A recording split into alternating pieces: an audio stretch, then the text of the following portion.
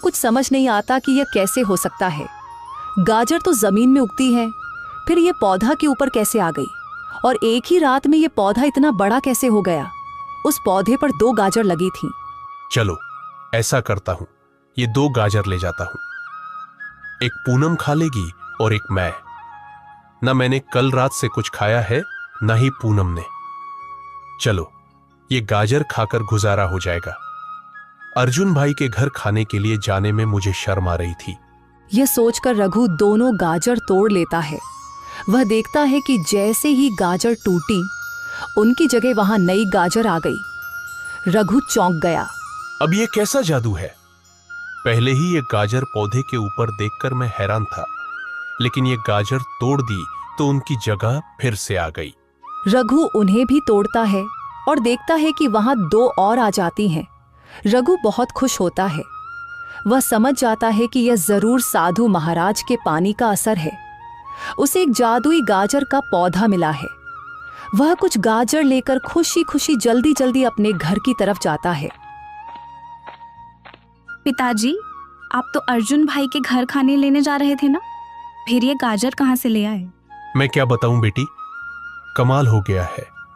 मेरे खेत में एक जादुई गाजर का पौधा लगा है जिस पर 2 गाजर थीं। जब मैंने उन्हें तोड़ा तो वहां फिर से गाजर आ गई।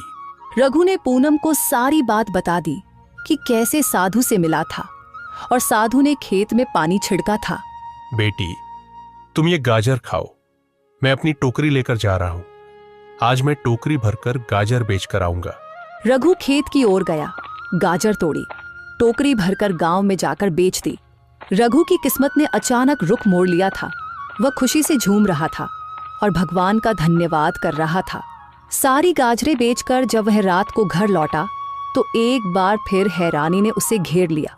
उसकी बेटी, जो पिछले 10 सालों से ठीक नहीं हो रही थी, जिसका इलाज वह बड़े बड़े वैद्य या डॉक्टरों के पास करवा चुका था, लेकिन वह कभी ठीक नहीं हुई। वह अब पूरी तरह स्वस्थ थी।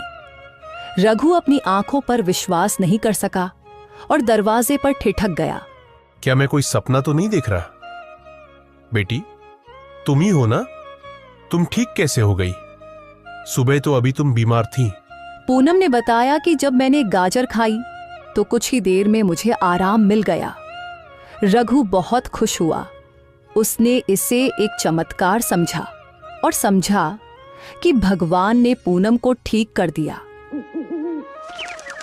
ऐसे ही अब पहले की तरह रघु खेत में जाता, गाजर की टोकरी भरकर ले जाता